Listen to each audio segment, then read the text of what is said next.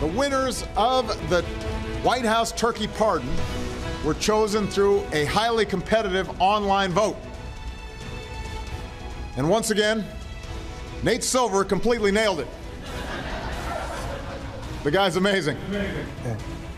President Obama with a little shout out there for Nate Silver, brand new to ESPN and ABC News, also the editor-in-chief of 538.com. Welcome to ABC. Great to have you here, Nate. Of course. Good morning. And you did nail the 2012 election. So we want to talk about this year's elections and then how we see things playing out going into next year. Starting with something that John Carl mentioned in this first roundtable, we've seen two big storylines this fall. The government shutdown clobbers Republicans the beginning of the fall. President Obama, Democrats getting clobbered by health care the last several weeks. How do you see this playing out as we head towards the midterms next year? Well, these are maybe the two biggest lines that each side has. The thing about the Obamacare rollout problems is it plays in this whole notion that Senator Paul was talking about, where how competent is big government? Is there overreach here? The execution issues. On the other hand, Democrats can say, almost running an anti-incumbent campaign, saying the GOP is so dangerous when they get power, we need to disempower them. And we're already seeing that in ads right now. You are, and these are stories. You know, I do kind of use the Jon Stewart test, is that because more Americans are watching comedic shows and are watching Leno and Letterman and Jon Stewart, and when things become a punchline there and resonate with people outside the Beltway, that's when the issues might resonate forward to next year. Two key numbers you're also looking at as we head into next year, then I want to broaden out the conversation. Number one, congressional approval right now down to 12%, 85 disapprove of Congress. And then when you look at the 2014 elections, generic ballot we call it, Democrats versus Republicans, Democrats have about an 8-point lead, but that doesn't tell the whole story. Yeah, there are a couple issues with these numbers. Number one is that these were numbers right after the shutdown.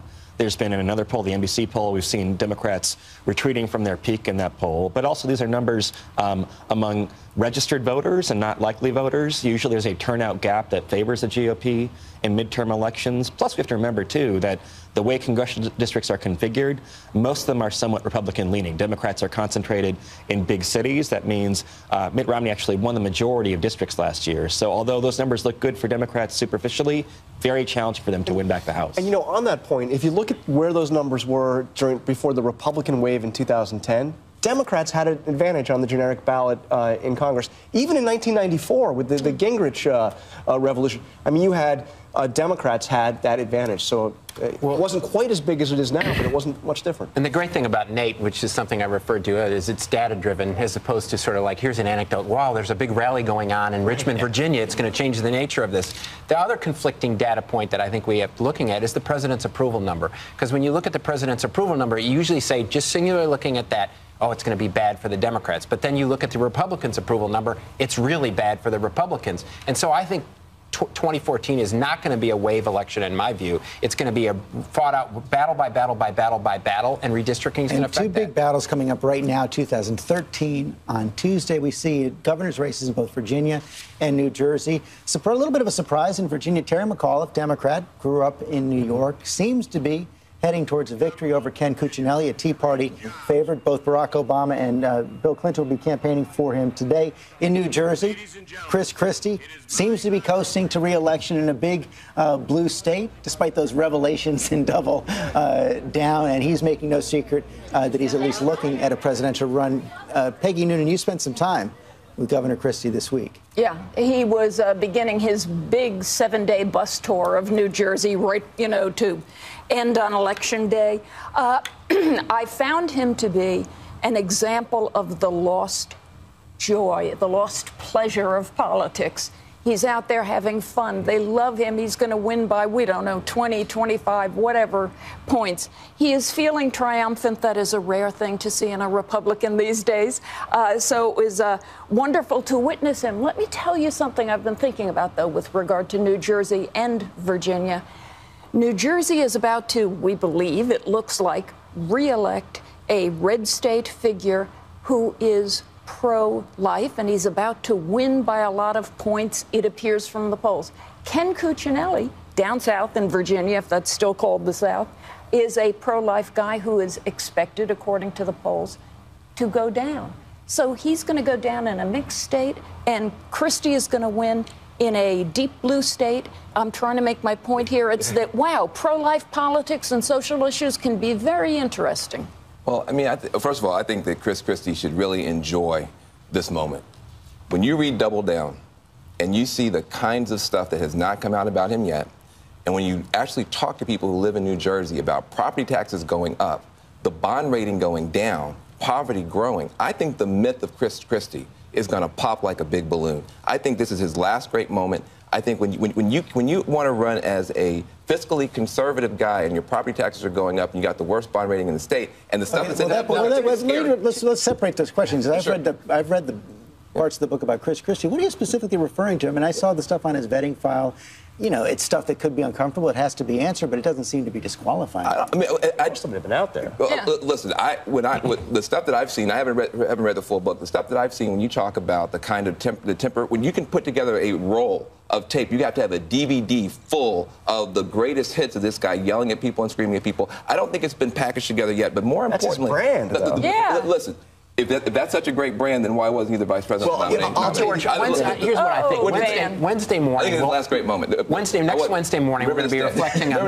We'll be reflecting on Virginia and New Jersey. What I think they signify more than anything else is not some sort of thing that's going to tell us 2014. Virginia and New Jersey never tell you about what the future is. If you look back at the elections, what they do say is the environment in the state or the geography matters, and both of the environments have helped. And ideology matters. And competence of candidates matter. So Chris Christie is a conservative on some issues like abortion, but other issues that are important to suburban voters in New Jersey, so immigration, the environment, gun control, he takes a more moderate stand. So I think it's kind of a fairly simple story where in a purple state, a Tea Party candidate is going to be a disadvantage, even against a very mediocre Democratic nominee. And Hurricane Sandy. His ability, what he did, well, obviously we're now having a New York Marathon today, which we didn't have last year, because how he handled Hurricane Sandy basically determined his election. Can I tell you, Christie said, I asked him about these issues. He said, you know what you guys all misunderstand about politics?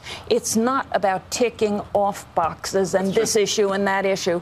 He said at the end, it's personal. It's a personal, visceral judgment about your leader. He said politics is personal.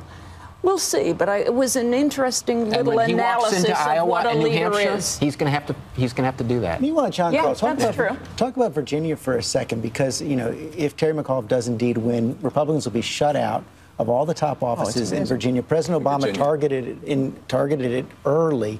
Is this state completely transformed? Well, it's astounding. You're going to have the Democrats, if it goes the way we think, controlling both Senate seats, the governor, the lieutenant governor, and the attorney general. We haven't seen that since Watergate.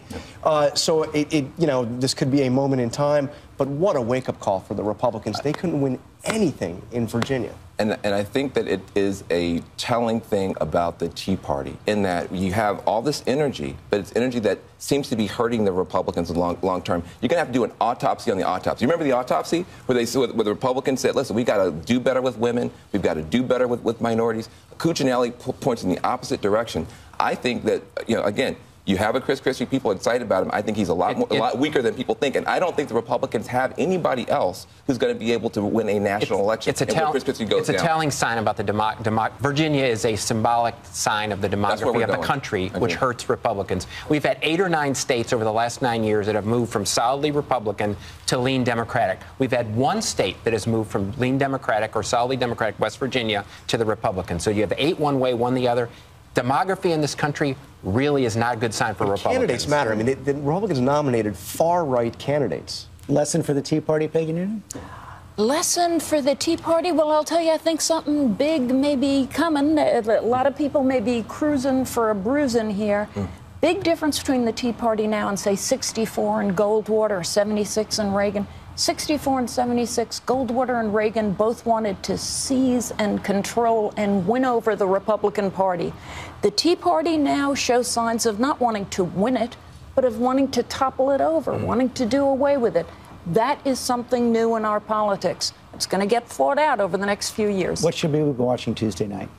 So these races aren't terribly competitive. The one contingency in Virginia, McAuliffe is a heavy favorite. You do have a Libertarian candidate, though, where his vote combined with Cuccinelli's would be ahead of McAuliffe. So if you see a lot of last-minute defectors, people saying, I don't like Cuccinelli, but I'm Republican, I'm going to vote, not waste my vote, then he might have an outside chance. But most of these races are kind of baked in, I think, at this point. The one thing I'm looking for is New Jersey, the gender gap. In the last Quinnipiac poll, Christie had exactly the same level of support among women he had among men. No gender gap whatsoever. He's running against a woman. If he comes anywhere near that close, that will be the central argument for Christie, that he is a Republican who can win. I think the fact that de Blasio is going to win by such a big blowout. New York mayor's race. Yeah, New York mayor's race is very important. Why? Because the theme of income inequality. If this is the theme that I think that if the Democrats can nationalize, if you can say in 2014, look, the Republicans get power, they abuse it, and we've got income inequality, we want to do something about it, it's going to be a big, big year for Democrats. I'm afraid that Peggy Noonan and Matt Dad are going to have to tweet their things. We're out of time. Thank you, everyone. Get ready for Nate's new website, 538.com. That's launching in the new year.